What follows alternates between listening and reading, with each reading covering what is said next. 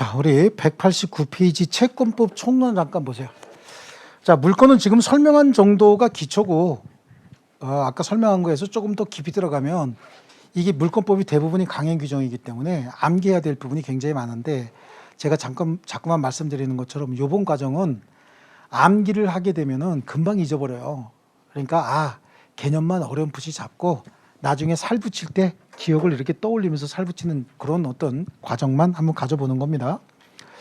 자, 우리 채권이라고 하는 게 뭐였느냐라고 하는데요. 채권은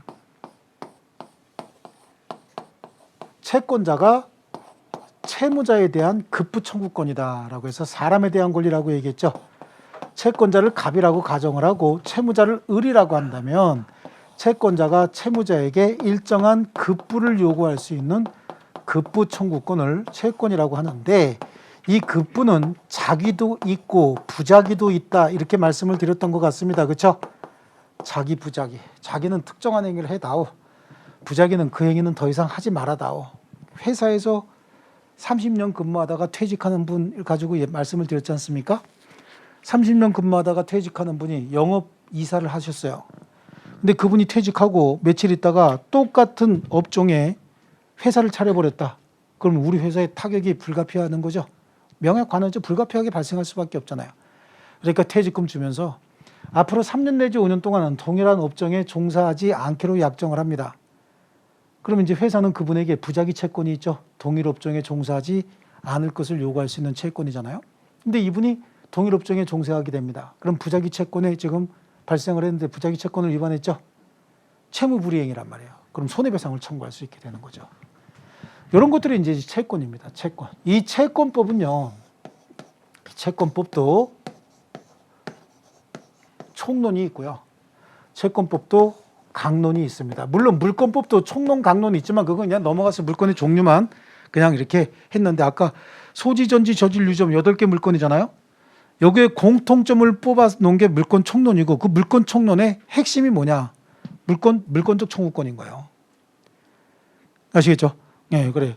여기도 채권 총론과 채권 강론으로 나누어지는데, 채권 강론은 각각의 채권의 발생 원인들을 적어놨어요. 그럼 각각의 채권 발생 원인은 계약에 의해서 채권이 발생하기도 합니다.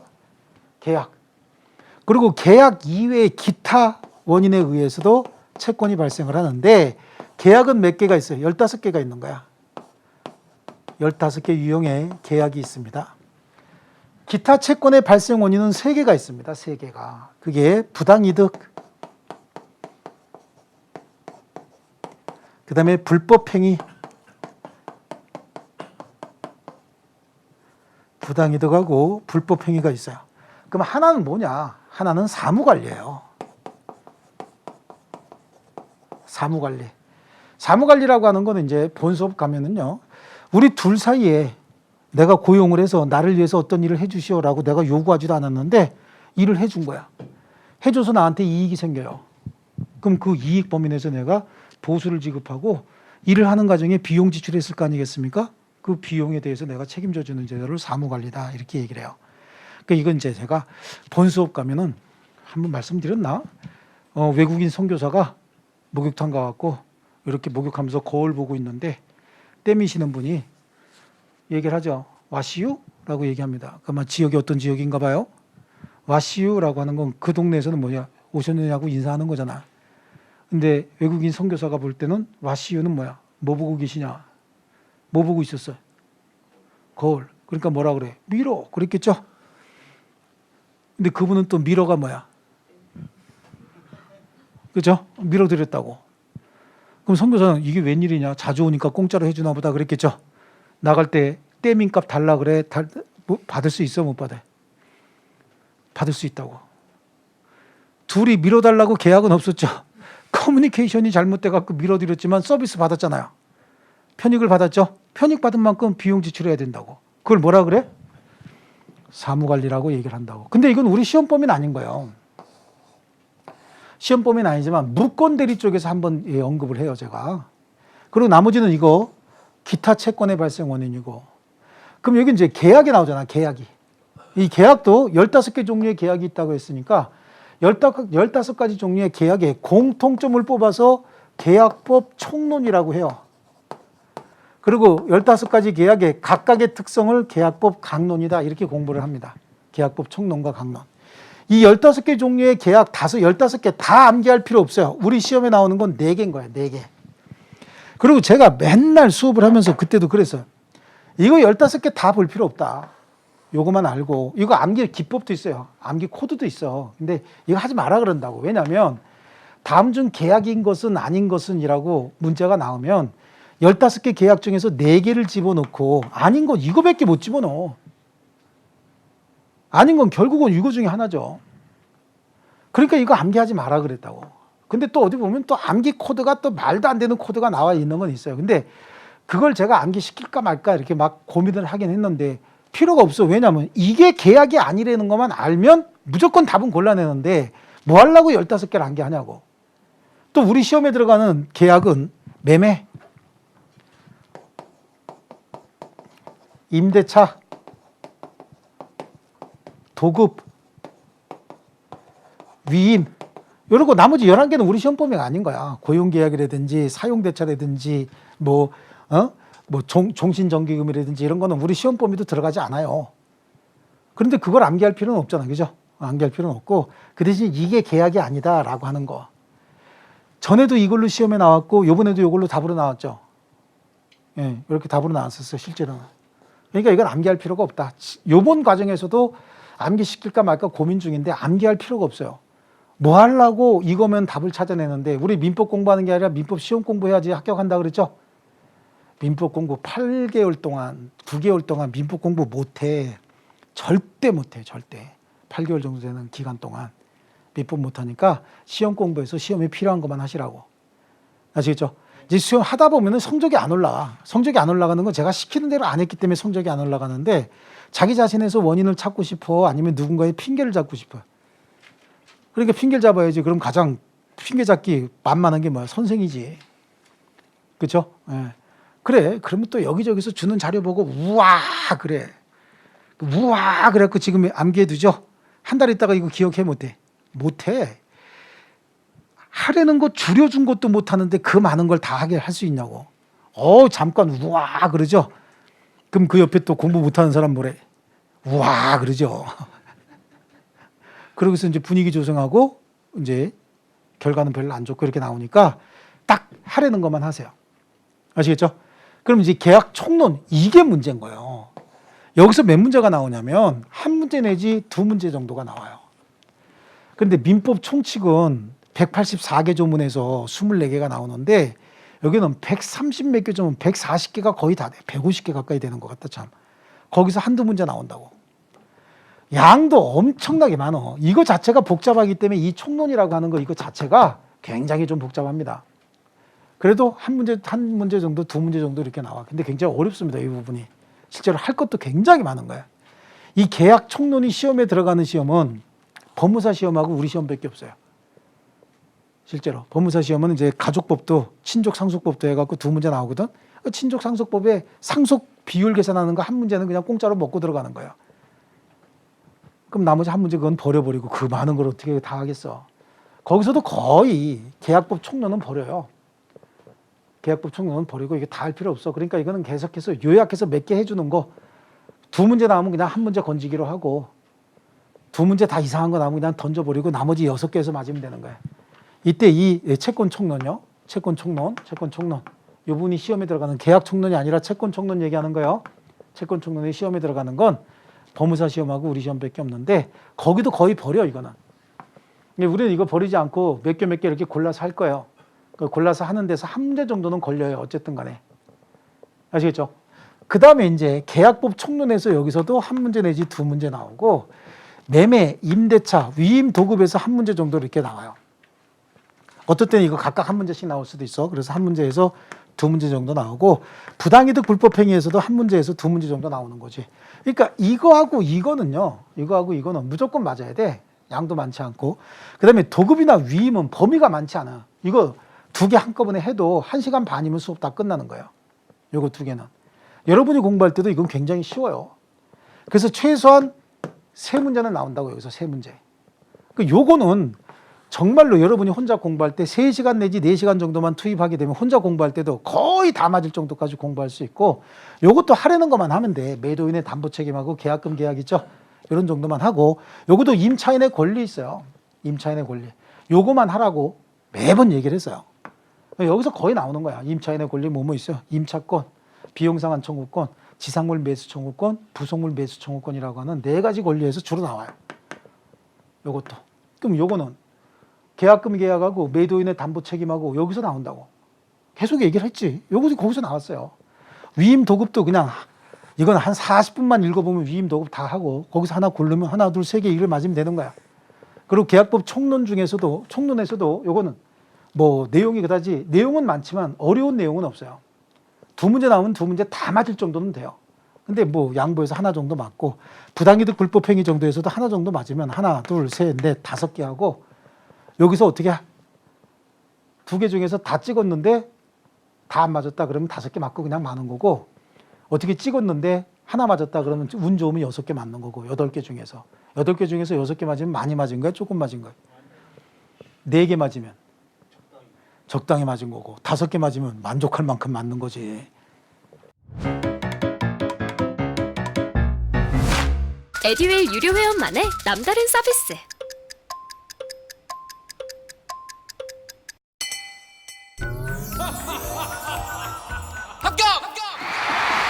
합격하고 돈도 받는 혜택.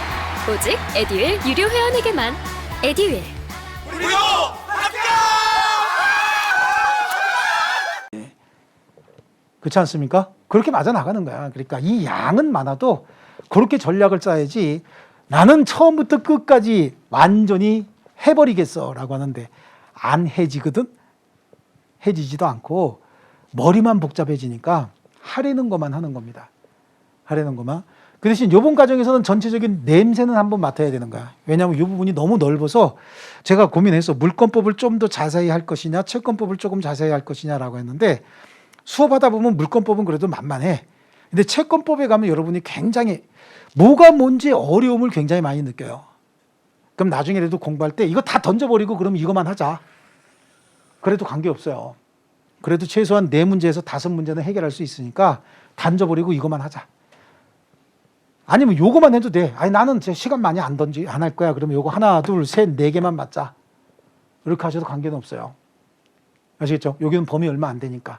이런 식으로 전략적으로 한번 접근할 필요가 있어요. 자, 그리고 제가 장담하는데 이거 채권 총론 공부 열심히 해도 하도 다양하고 복잡해가지고 공부 열심히 해도 아는 문제도 잘 못 맞히는 경우가 아주 비일비재하게 나와요. 실제로. 아시겠죠? 그러니까 이제 수업을 하면서 여러분이 나중에 나는 요거만 하고 나머지는 나오면 틀리겠다라고 하는 좀 이렇게 좀 버리는 미학이 있어야 되는 거예요. 아시겠죠? 안 버리다 보면 나같이 돼 이렇게. 좀 버리는 게 있어야 되는 거예요. 아시겠습니까? 자, 그래서 우리 채권법 책으로 한번 보세요. 채권이라고 하는 건 채권자가 채무자에게 특정한 급부를 요구할 수 있는 권리다. 채권자가 채무자에게 행사한다. 채권자가 채무자에게 행사하니까 얘한테만 행사해야 되죠. 대이인권일까? 대세권일까? 대이인권인가? 사람에 대해서만 행사하는 대이인권이고, 을이 채무자니까 을이 안 갚았을 때만 채무불이행이 되는 거지, 을의 배우자나 을의 친구나 이런 사람들이 안 갚았다고 채무불이행이 될 수가 없죠. 그러니까 결국은 절대권이야, 상대권이야? 상대권이죠. 누구든지 다 불법행위를 구성할 수 있다고, 그게 절대권이야. 그게 물건이 그랬잖아. 물건이 내 물건을 누가 가져가든 다 내 허락 없이 가져가면 불법행위가 될 수 있죠. 그러니까 그거는 절대권이고, 이거는 채무자가 변제하지 않았을 때만 위법행위, 채무불이행이 되는 거기 때문에 상대권이다, 이렇게 얘기를 하는 겁니다. 이해하시겠죠? 자, 그리고 거기 니은에 이제 재밌는 얘기가 하나가 나와요. 이거 설명하면서 제가 물권법도 설명할 건데, 법률행위 자유의 원칙상, 이 법률행위 자유의 원칙이라고 하는 건 계약 자유의 원칙을 얘기를 하는 거예요. 그럼 이게 이제 앞부분에 가갖고 내가 내 물건을, 내 재산을 이분과 거래할 건지, 이분과 거래할 건지, 아니면 아예 거래 자체를 할 건지 말 건지, 또 거래를 하려면 이분과 할 건지, 이분과 할 건지. 그럼 이분하고 하기로 했다라고 한다면 어떤 방식으로 언제 할 건지 이거는 다 누가 결정할 수 있어요. 내가 자유롭게 결정할 수 있죠. 다음 주에 거래합시다. 근데 이분이 나는 지금 필요한데요. 저는 다음 주까지 써야 되는데요. 그럼 계약 돼, 안 돼? 안 되는 거죠. 그럼 이분은 당장 팔 수 있는 사람 찾아가면 되는 거 아닙니까? 여기서 나한테 묶여 있으면 안 되지. 그렇잖아요. 이런 것들을 다 뭐라고 얘기하냐면 계약 자유의 원칙이다. 계약은 다른 말로 법률행위 자유의 원칙이다 이렇게 부를 수도 있죠. 그래서 법률행위 자유의 원칙. 계약을 할 건지 말 건지 체결의 자유.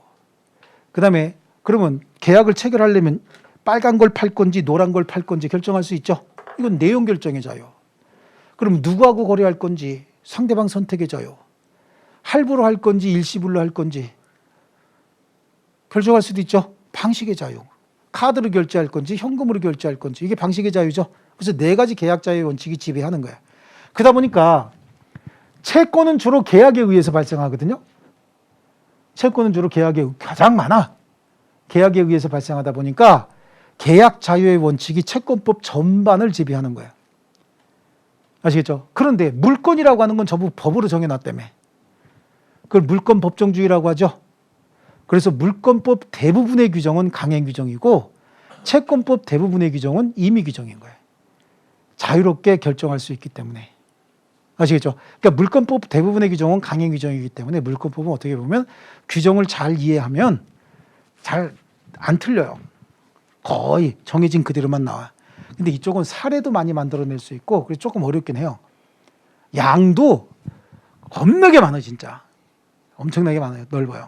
자, 그래서 채권법은 니은의 법률행위 자유의 원칙상 대부분이 임의 규정이다. 물권법은 대부분이 뭐라 그랬어? 강행 규정이다. 전부가 강행 규정이다. 대부분이 강행 규정이다. 그럼 물권법에도 임의 규정이 있다는 얘기죠. 그럼 채권법에도 임의 규정이 채권법 대부분 임의 규정이지만 강행 규정이 있다 그런 얘기죠. 채권법에서 강행 규정은 여기 거의 임대차에서 임대차도 다가 아니야. 경제적 약자인 임차인을 보호하기 위한 몇 개의 규정만 강행 규정이에요. 여기에도. 아시겠죠? 자, 그다음에 물권과 채권을 비교하고 있어요. 그거 잠깐 보시면 채권은 대인권이지만 물권은 대세권이죠. 대물권이고 대세권인 거야. 대세권. 대물권이면서 세권이고요. 채권은 급부 청구권이에요. 하지만 물권은 배타적 지배권이라고 얘기를 했죠. 채무자에게만 행사한다. 누구에게만 행사한다. 누구나 행사할 수 있다. 그러니까 채무자에게만 행사하니까 대인권이고 누구에게나 행사할 수 있으니까 무슨 권이죠? 대세권이 되는 거죠. 그죠? 그리고 물권은 배타적으로 지배해서 이익을 독점적으로 향유할 수 있기 때문에 내가 자유롭게 행사할 수 있는 거예요. 근데 채권은 양도가 가능은 하지만 반대 특약도 얼마든지 할 수 있는 겁니다. 양도하지 못하는 경우도 있어요. 자, 그다음에 민법상 채권의 종류는 특정물 채권이 있고 종류물 채권이 있다라고 하는데, 자, 우리 책에 너무 꽂히지 말고 관념만 갖자고요. 특정물 채권, 종류물 채권 아까 저거 저 펜 굉장히 좋은 거죠. 살 때 수십 가지 중에서 하나 했잖아. 그래요? 저 펜들 모여 있는 것들 쭉 굉장히 똑같은 종류의 물건이 전 세계적으로 많아. 이런 것들은 그냥 종류물인 거예요. 근데 그 중에서 내가 하나 딱 뽑았죠? 뽑으면 그게 뭐가 되는 거죠? 특정물이 될 수가 있는 거지. 그러니까 특정물이냐 종류물이냐라고 하는 건 당사자 주관적인 의사에 의해서 결정이 되는 거죠. 자, 이 특정물 종류물을 설명할 때 제가 맨날 하는 얘기가 이거예요. 요 냉장고에 참이슬이 꽉 차 있다는 거야. 참이슬. 참이슬 뭔지 알죠? 제가 굉장히 좋아하는 건데 꽉 차 있어요. 요거 위에 무슨 색깔 입혀야 돼? 빨간 색깔로 입혀야 되죠? 근데 빨간 색깔 입히면 시간이 너무 많이 걸리니까 좋아. 그 중에서 요 칸에 있는 요 네 병 요거 전 세계에 참이슬 굉장히 많죠. 굉장히 많습니다. 많은데 요 냉장고 안에 요 칸은 전문 용어로 씨앗이가 예술이야. 그렇죠? 씨앗이 예술은 우리 상상 한번 해봐요. 딱 따면은 컵에 성에가 쫙 끼는 거야. 아우, 침 넘어가죠? 쫙 마시면 여기서부터 시원한 게 짜르르 하면서 쭉 내려가는 거. 그 예술인 거야, 얘는. 살얼음이 살짝 있어갖고. 나머지도 시원하긴 한데 이게 예술이라는 거야. 이거 전부 종류물인데 그중에서 나 요거 4병 주시오라고 콕 찍죠? 그럼 그게 뭐가 되는 거죠? 특정물이 되는 거죠. 아시겠죠? 종류물은 말이죠. 종류물은 이행을 하다가 깨졌대 꺼내다가 그럼 다른 걸로 교체해서 또 줄 수도 있잖아요. 다른 거 꺼내면 되죠. 근데 특정물은 요거 이외에 다른 걸로 교체할 수 있어요? 없어요? 없는 거야. 다만 특정물하고 종류물은 말이죠. 당사자가 주관적으로 결정을 한 것이지 처음부터 특정물인 경우도 있기는 있어요. 근데 대체적으로 특정물과 종류물은 당사자의 주관적 의사에 따른 구분이다 라고 하는 거죠. 여기 좀 중요한 개념인 거예요. 여기서는요. 특정물과 종류물 이해하셨죠? 예, 자, 그러면요. 거기 밑에 보면은 뭐 특정물 인도가 채권의 목적인데 채무자는 물건을 인도하기까지 선량한 관리자의 주의로서 보존해야 되고, 그다음에 이행기의 현상대로 인도해야 되고, 변제 장소는 계약 성립 당시 물건이 있던 장소에서 이행해야 된다. 아이고 머리 아프다 그죠? 근데 뭐 하려고 줄 쳐? 이건 나중에 해야 돼요. 지금 할 필요 없어. 특정물과 종류물 개념을 지금 이해했습니다. 그죠? 네, 그래서 특정물, 종류물 채권. 그 종류물 한번 보니까 시멘트 10포대, 모래 5톤, 5톤. 재미 별로 없다. 소주 5병 이게 좋은 거죠? 그렇죠? 네, 소주 5병 이게 종류물인데 이 종류물이 특정물로 바뀔 수 있어요? 없어요? 있다. 당사자 의사에 따라서 발생할 수 있다. 자, 그런데 이렇게 종류물을 특정한 것이 아니라 그냥 소주 5병 갖다 주세요 라고 얘기했다는 거예요. 소주 5병 그냥 갖다 주세요. 그럼 소주 5병 어떤 걸로 갖다 줘야 되느냐라고 하는 문제가 생길 수 있어요. 그럼 어떤 걸로 갖다 줘야 돼? 이걸로 갖다 줘야 돼? 조금 시원한 걸로 갖다 줘야 돼? 많이 시원한 걸로 갖다 줘야 돼? 살얼음 낀 걸로 갖다 줘야 돼? 제일 좋은 걸로 갖다 줘야 돼요? 어떤 사람은 또 너무 차가운 거 이 시렵다고 못 먹는 사람도 있어. 그렇죠? 처음부터 씨앗이 이거 일본 말이잖아. 그죠? 아, 참 또 큰일 났네. 이것도 아까부터 얘기했는데. 하여튼 전문 용어니까 그냥 쓸게요. 예. 처음부터 예술로 갖다 달라 했으면 예술로 갖다 줘야죠. 그죠? 근데 아무 얘기 없이 주문했다고. 약정이 있었으면 약정한 대로. 약정이 없으면 중등품으로. 아시겠죠? 품질에 관한 약정이 있었으면 품질의 약정이 있는 대로 주면 되는 거예요. 근데 품질의 약정이 없었으면 중등품으로 갖다 주면 되는 거죠. 근데 계약의 종류에 따라서 내가 빌려온 게 예술을 빌려왔다는 거야. 그럼 갖다 줄 때 예술로 갖다 줘야지. 내가 빌려온 게 뜨뜻미지근한 거 빌려왔다는 거죠. 그럼 갖다 줄 때도 뜨뜻미지근한 거 갖다 주면 되는 겁니다. 아시겠죠? 그래서 그런 얘기가 나와요. 밑에. 이건 개념이 암기도 필요한 거지만 지금 개념도 잡아야 되는 거야. 소비대차, 소비임치는 빌려온 거 얘기하는 거예요. 사실 수강료가 꽤 부담이 돼서 와이프한테 눈치가 많이 보였어요. 근데 에듀윌 유료 회원은 합격하면 환급해 준다고 하니까 의지가 더 불타더라고요. 받아야겠다. 꼭 받아야겠다. 그래서 환급 받으셨나요? 네, 와이프가 엄청 좋아하더라고요. 이 경우에는 처음 받았던 물건과 동일한 품질, 시원한 거 빌려왔으면 시원한 거 갖다 줘야 되죠. 미지근한 거 빌려줬으면 갖다 줄 때도 미지근한 거 갖다 주면 되는 거예요. 그런데 다음 페이지 보면 품질에 관해서 특약이 있었다. 예술로 갖다 주시오. 그럼 예술로 갖다 줘야 되죠. 그런데 특약이 없을 때는 어떻게 한다? 중등품이다 라고 하는 겁니다. 아시겠죠? 그럼 다시 한번 품질을 결정을 할 때 종류물이 이제 문제가 되는 거예요. 여기서 정리해야 될 건 종류물과 특정물은 당사자 주관적 의사에 따른 구분이다 라고 얘기하는 거고, 그 다음에 특정물은 특정물 어디서 갚을 거냐, 성관주의 의무가 언제 있느냐라고 하는 건데 그건 나중 암기사항으로 하고, 요거는 이해만 가지고도 헤쳐나갈 수 있는 거거든요. 그러면 종류물은 어떤 물건으로 갚아야 되느냐, 특정물은 이걸로만 줘야 되잖아요. 이걸로만. 그렇죠? 이걸로만 줘야 되는데 종류물은 그럼 어떤 걸로 줘야 되느냐, 최고의 품질이냐 중등품이냐 저품이냐라고 할 때 품질의 약정이 있었으면 약정한 거 갖다 주면 되는 거죠. 근데 품질의 약정이 없으면 중등품이야. 근데 경우에 따라서는 자기가 빌려온 물건 같으면 빌려온 것과 똑같은 품질로 갖다 줘야 되죠. 김포쌀 빌려왔어. 그럼 갖다 줄 때 김포쌀로 갖다 주는 거예요. 2,000쌀 빌려왔어. 그럼 갖다 줄 때도 2,000쌀을 갖다 주는 거죠. 빌려온 그 물건은 없을 거 아니야. 소비 대차했으니까. 소비는 먹었잖아. 쌀. 먹어버렸죠. 임대차 같은 경우는 그 물건으로 반환하면 되는 거고 소비대차는 가져와서 먹었다는 얘기죠. 그럼 똑같은 물건이 있어요, 없어요?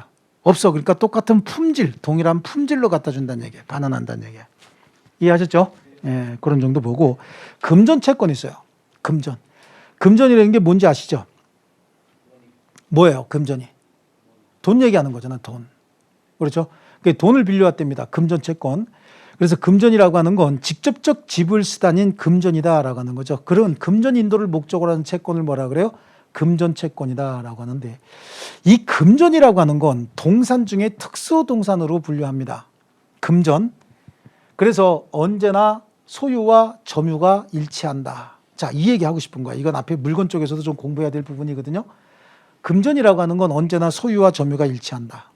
제가 5만 원짜리를 가지고 있는데 손 씻으러 가면서 5만 원짜리를 우리 학생한테 맡겨놨어요. 내가 갔다 오면 손 씻고 오면 주세요. 그리고 맡겨놓고 손 씻고 왔어요. 5만 원 주시오. 라고 하면 우리 이 학생이 반드시 그걸로 줄 필요가 없는 거예요. 점유하고 있으면 소유자인 거야. 그러니까 내가 맡겨놨든 어쨌든 점유했죠. 그럼 그 5만 원의 소유자는 누구야? 이분인 거야. 그럼 이분은 나한테 5만 원을 돌려줄 가치에 반한 의무만 있는 것이지 가지고 있는 그 물건으로 줄 필요는 없어요. 그럼 나한테 반환할 때는 반드시 그 5만 원짜리로 줄 필요 없다 그런 얘기죠. 경우에 따라서 5만 원짜리 그거 줘도 돼. 근데 주머니에 만 원짜리 5개 있다 그러면 만 원짜리 5개를 줘도 되는 거야. 우연히 1,000원짜리가 50개 있다 그러면 1,000원짜리 50개를 줘도 관계없단 말이죠. 아시겠죠? 100원짜리 500개 있다. 그걸로 줘도 돼. 그래서 내가 5만 원을 이렇게 들고 왔는데 이걸로 받으세요 라고 하면 제가 컴플레인 할 수 있어요, 없어요? 없단 얘기예요. 그래서 금전은 언제나 점유자가 소유자인 거죠. 이 말이 조금 어려운 말로 나가면 그냥 한번 듣고만 말아요. 금전 채권자는, 금전에 관한 채권자는 목적물 반환 청구, 물권적 반환 청구권은 없고 오직 채권적 가치의 반환 청구권만 있다. 이 말의 의미는 금전을 내가 아까 5만 원짜리 맡겼다가 손 씻고 와서 그걸로 주시오. 물권적 반환 청구권을 행사할 수는 없다고. 목적물로 돌려달라고 할 수는 없어요. 그 대신 채권적 가치의 반환, 5만 원에 해당하는 가치를 돌려주시오 라고만 할 수 있다는 얘기예요. 말이 어렵죠? 예? 말이 어려워. 어려우니까 그냥 넘어가는 거야. 그 대신 들은 내용이 그걸로 꼭 내놔라는 안 돼도 5만 원에 해당하는 돈을 달라라고는 할 수 있겠구나.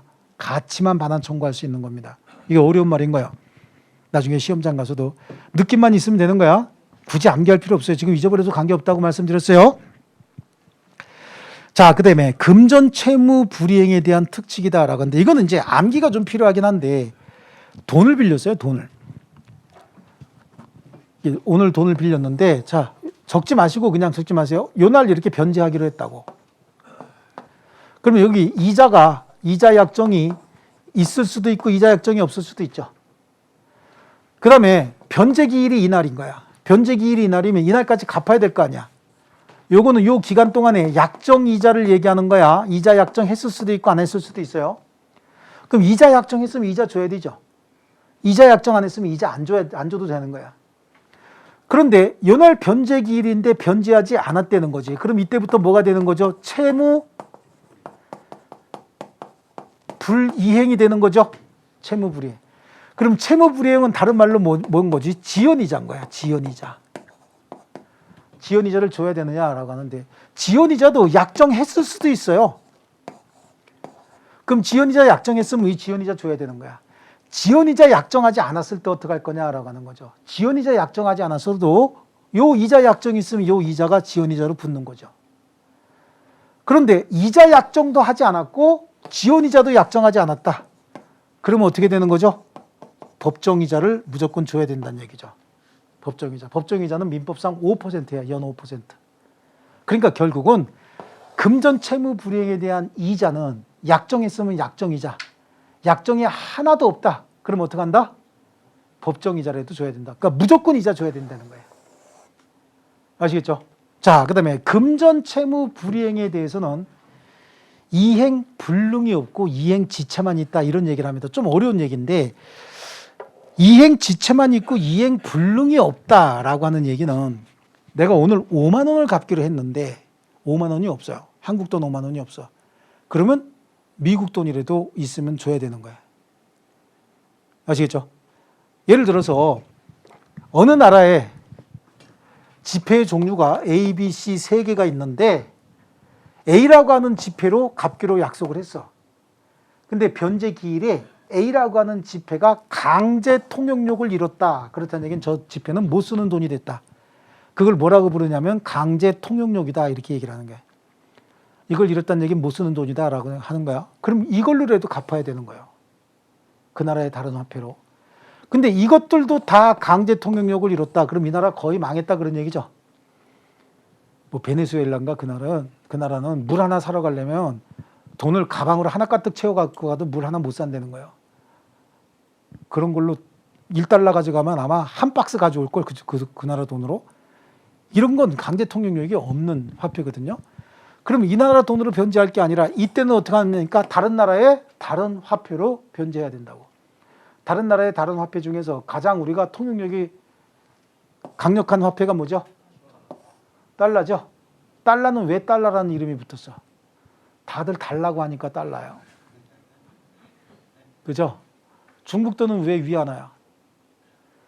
달러 못 받으면 이거라도 갖고 있어야 위안이 되니까 위안화야. 말 안 돼? 난 재밌다고 지금 만든 거야, 이게 2달 동안. 2달 동안 쉬면서. 근데 이것도 강제 통용력이 없어졌다라고 한다면 세계가 망했다는 얘기야. 화폐 경제가 망했다는 얘기야. 그럼 그때는 거래고 뭐고 없어지는 거야. 그래서 금전 채무는 이행 불능이 없고 이행 지체만 있다는 얘기야. 이걸로 못 주면 하다못해 이걸로도 줘야 되는 거죠.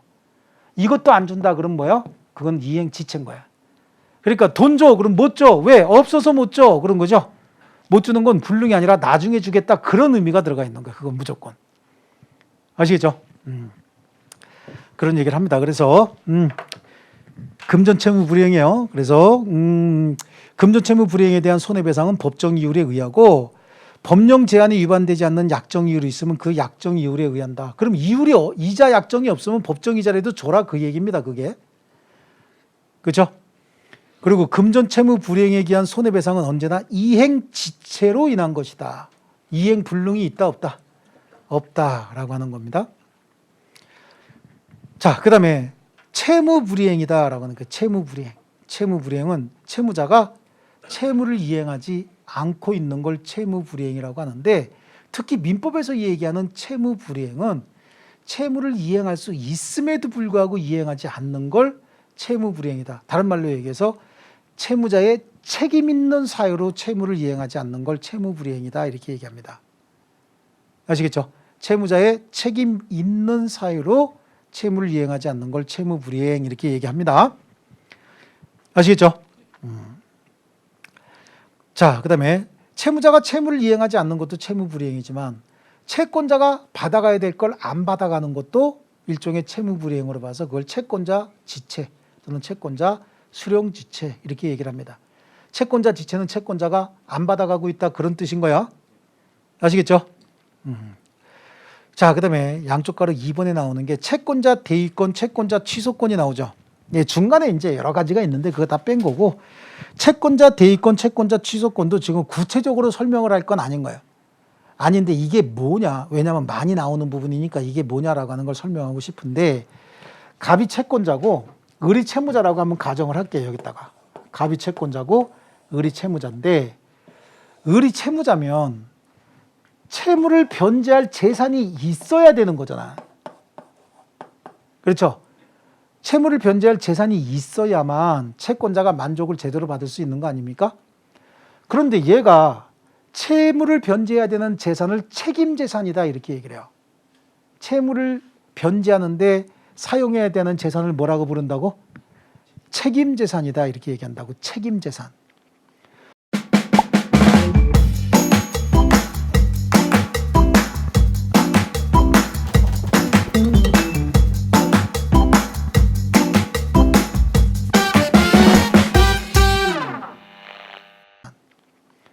얘가 이 책임재산이 있는데 이 책임재산을 없게 만든다, 빼돌린다 이런 일이 생길 수 있어요. 그럼 얘 책임재산이 없어지면 얘가 채권자가 만족을 받을 수 있을까 없을까요? 없습니다. 이때 얘 책임재산을 없어지게만, 이건 뭐라고 얘기할까? 책임재산이 소멸하거나 책임재산이 감소하는 걸 방지하기 위해서 채권자가 할 수 있는 행동을 채권자 대위권 또는 채권자 취소권이라고 해서 책임재산의 보존제도다, 이렇게 얘기를 합니다. 다시 한번 볼게요. 채무자가 채무를 변제하려면 재산이 있어야 된다 그랬죠. 채무 변제에 충당하는 재산을 무슨 재산이라 그래? 책임재산. 채무 변제에 충당하는 재산을 책임재산이라고 하는 거예요. 그냥 나보고 이거 법을 개정해라 그러면 책임재산이라고 안 그러고 채무 변제에 충당하는 재산이다. 뭐 이렇게 해도 될 것 같은데 이게 일본식 표현을 그대로 바꾸지 않고 있어요. 근데 얘가 책임재산을 감소시키는 여러 가지 행위를 한다. 그러면 채권자가 채권을 만족받지 못하는 일이 생길 수가 있죠. 그때 채권자가 채무자의 이러한 행위에 제지를 걸 수 있는 것들, 이걸 책임재산의 보존행위다라고 얘기해서 두 가지가 있어요. 채권자 대위권과 채권자 취소권. 뭔지 설명만 하고 넘어갈 거예요. 그럼 채권자 대위권은 뭐냐? 채권자 취소권은 뭐고? 간단한 개념이니까 여기까지만 한번 볼게요. 채권자 대위권은 갑이 있고 을이 있고 병이 있다라고 하는데, 여기서는 이제 얘가 채권자예요. 채권자고 얘가 여기서 채무자인 거지. 그런데 을과 갑 사이의 관계에 있어서는 얘가 또 채권자인 거지. 얘가 채권자고 얘가 채무자예요. 채권자 채무자 관계가 이렇게 생겼어요. 그러면 병시각에서 한번 보라고. 자기의 채무자인 을이 갑한테 채권을 행사할 수 있음에도 불구하고 행사하지 않고 있는 거야. 그러면 병시각에서 봤을 때는 을의 책임재산이 늘어나야 병이 채권에 만족을 받을 텐데, 얘가 충분히 책임재산을 늘릴 수 있음에도 불구하고 이걸 안 하고 있어요. 그럼 병 입장에서 불만이 생기죠. 아니, 지 책임재산을 늘릴 수 있는 여건이 충분히 되는데도 얘 왜 안 하고 있는 거야? 근데 쓱 보니까 이게 보니까 내가 이거 받아와봐야 여기다가 뺏길 건데 내가 뭐 하려고 해? 라고 하는 어떤 절망감 뭐 이런 거 가지고 그러는 것 같아요. 그때는 채권자가 채무자의 제3채무자, 얘 입장에서 봤을 때는 얘가 채무자죠. 그리고 얘 입장에서 봤을 때 얘는 뭐라고 불러? 제3채무자라고 하거든. 얘가 행사할 수 있는 채권을 여기가 대신해 주는 거야. 채권자가 대위해서 행사해 준다는 얘기야. 이걸 채권자 대위권. 그래서 이렇게 행사하는 이유가 뭐지? 얘가 여기다 채무를 변제하게 되면 얘 책임재산이 어떻게 됩니까? 늘어나죠. 얘 책임재산이 늘어나면 이 사람의 채권 만족이 좀 수월하지 않겠습니까? 그러기 위해서 행사하는 걸 뭐라 그런다? 채권자 대위권이다. 그럼 이 채권자 대위권은 누구의 권리요? 갑, 을, 병 중에서 누구의 권리야? 병의 권리죠. 그러니까 이 채권을 행사할 때 누구 이름으로 행사하는 거야? 병의 이름으로 행사하는 거라고. 누구 권리라 그래서? 병의 권리니까. 비록 을이 갑에게 행사하는 권리를 병이 대신해 주지만 저 채권자 대위권이라고 하는 건 누구의 권리다? 채권자의 권리라는 얘기야. 그 채권자가 자기 이름으로 행사하는 겁니다. 이해하셨습니까? 자, 이게 채권자 대위권이었다라고 한다면 채권자 취소권은 뭐냐? 채권자 취소권은 여기가 채무자야. 그리고 여기는 제3자야. 채무자에 대한 채권자가 여기 있어요. 채무자가 가지고 있는 이런 재산이 있는 거지.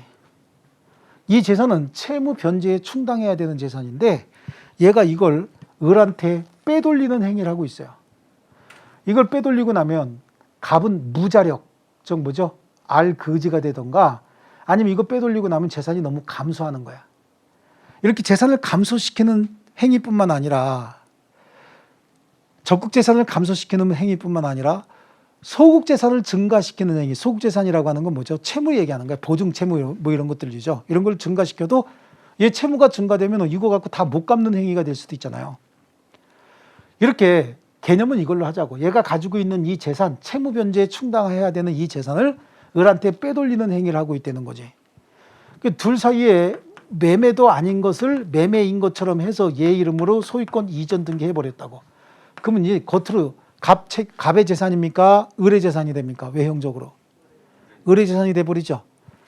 그리고 갑이 채무 안 갚으면 A가 봤을 때 이걸 가지고 있으면서 채무 안 갚으면 여기다가 강제 집행해 버리면 되잖아. 근데 어떻게 놨어 지금? 빼돌려 놨죠. 빼돌려 놨으면 여기다가 강제 집행 못 할 거 아니야. 그럼 강제 집행 하려면 얘네 둘 사이에 이 매매를 어떻게 해야 되는 거야? 취소해야 되죠. 취소권을 행사해야 되는 건데 원래 취소는 자신의 의사표시를 취소하는 거야. 내가 어떤 의사표시했을 때 내 의사표시를 취소해야 되는데 둘 사이에 이 매매는 갑하고 의뢰했던 의사표시 아닙니까? 그러니까 A가 취소권을 행사할 수는 있어요, 없어요? 원래는 안 되는 거야.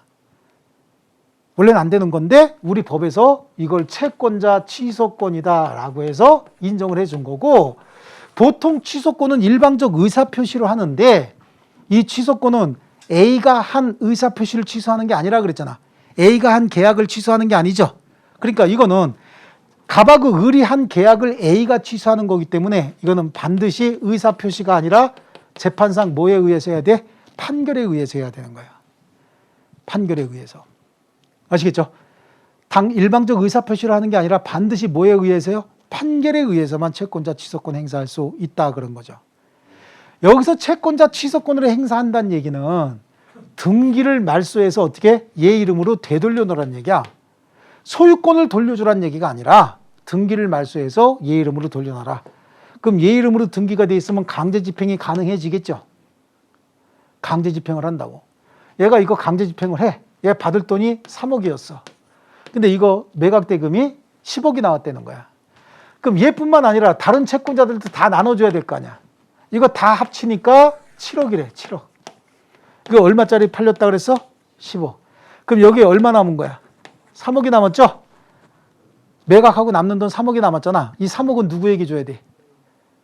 을에게 줘야 된단 말이죠. 등기만 얘 이름으로 되돌려놨다고 해서 얘가 소유권을 회복한 것은 아닌 거야. 사회행위에 해당하니까 얘가 등기만 일로 돌려놓고 강제 집행할 수 있는 상태를 만들어 놓은 것이지 얘가 소유권을 회복해 놓은 것은 아닙니다. 그러니까 모두 배당하고 남는 돈이 있으면 그 남는 돈은 누구에게 되돌려줘야 돼?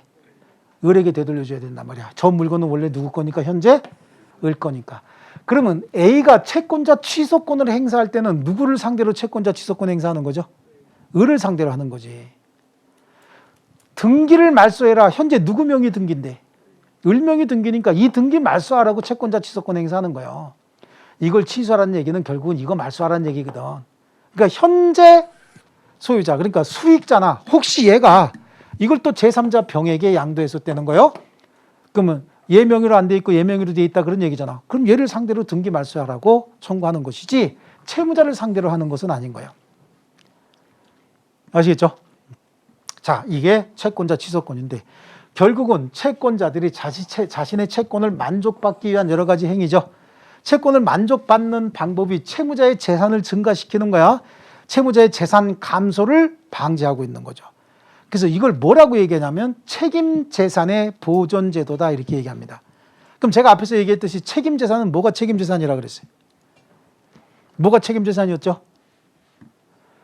채무자가 채무 변제에 충당할 수 있는 재산을 책임재산이다라고 얘기하는 거야. 그러니까 제가 주장하는 건 이거야. 굳이 책임재산이란 말을 쓸 필요가 뭐가 있냐. 아예 법에다가 채무자가 채무 변제에 충당하는 재산을 보존하기 위한 제도다 그러면 책임재산에서 다시 해석 필요 없이 그냥 이걸로 끝나는 거 아니야? 그렇죠? 그러니까 우리가 법을 이렇게 바꿔야 돼 자꾸만 이렇게. 아시겠죠? 기존에 있는 용어가 불합리함에도 불구하고 안 바꾸고 계속 주장하는 걸 꼰대라고 한다고. 그죠? 상황이 바뀌면 쉬운 방법이 있으면 쉬운 방법을 자꾸 해줘야 되는 거 아닌가? 그죠? 그래. 그게 이제 됐다. 그 얘기만 하고. 그래서 채권자 대의권하고 채권자 취소권 했죠. 그 구체적으로 읽을 필요가 없어. 공부할 게 굉장히 많아요. 굉장히 많으니까 구체적으로 읽을 필요가 없고 그 대신 어떻게 한다? 개념만 정리했다. 그 다음에 채권이 소멸한다라고 하는 거예요. 채권이 소멸. 채권의 소멸입니다. 그러면 더 이상 줄 돈이 없게 된다 그런 얘기죠. 그럼 채권이 소멸하는 원인을 잠깐만 한번 볼게요. 채권이 소멸하는 원인은 여러 가지가 있을 수 있어요. 가장 중요한 게 뭐야? 채무 변제죠. 채무 변제하게 되면 채권 채무 소멸하는 거 아니에요? 근데 채무 변제하지 않고도 채권 채무가 소멸하는 경우가 있어요. 내가 줄 돈이 있었어. 근데 또 받을 돈이 생겼네. 줄 돈이 있었는데 받을 돈이 나중에 생겼어. 그럼 줄 돈과 받을 돈을 서로 비기는 걸 뭐라 그래? 상계라고 하죠. 여기는 그래도 많이 안다, 그죠? 처음 공부하는데 많이 알아. 여기 비기는 걸 뭐라 그래? 그럼 대충 퉁 그러는데.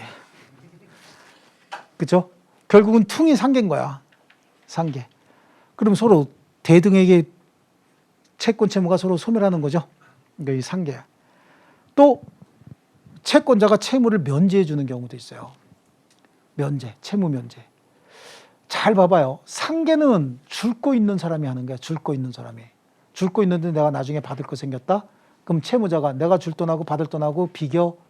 그래서 채무자의 단독행위고, 면제는 채권자가 혼자 하는 단독행위인 거야. 그러면 채무자가 혼자 하는 상계는 자기 이익을 위해서 하는 거지. 자기 편리를 위해서 상계하는 거잖아요. 근데 채권자가 하는 면제는 자기 이익을 위한 거야, 채무자 이익을 위한 거야? 채무자 이익을 위한 거야.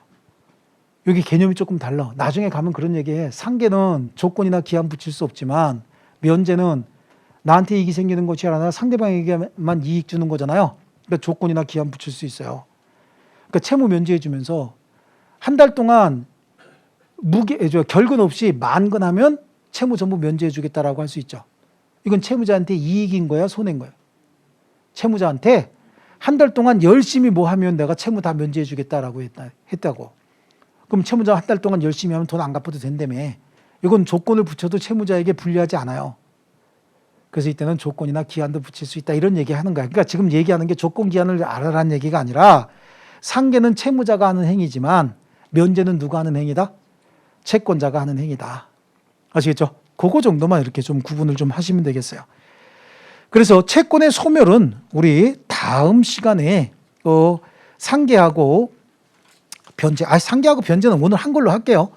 거기 뭐 불지합 채권, 수동 채권으로 상계할 수 없다라고 하는 거 이거 있잖아요. 이거는 우리 뭐 다음번에 지금 할 것도 아니고. 그래서 상계하고 변제, 그다음에 제가 하나 더 뭐 얘기했죠? 면제했죠, 면제. 상계하고 변제, 면제, 이게 주로 채권 소멸의 주 원인인 거죠. 그런 정도만 이제 공부하고 넘어갈 거고. 자, 그다음에 다음 페이지 보시면 이제 채권법 강론에 들어가는 거야. 채권법 강론은 뭐부터 시작하면 계약법 총론부터 시작해. 벌써 여기서부터 복잡하죠? 이 부분은 다음 시간에 설명을 할 겁니다. 아시겠죠? 자, 제가 물권의 종류만 알려주고 넘어왔고, 물권법은요, 공부하면 체계가 어느 정도 잡혀. 근데 여러분이 채권법이 체계가 안 잡히기 때문에 채권법을 입문 강의 시간에, 이제 기초 강의 시간에 조금 더 해드리는 겁니다. 아시겠죠? 자, 집에 가서 복습할 필요 없다 그랬죠? 자, 우리 다음 시간에 뵙겠습니다. 수고했습니다. 예.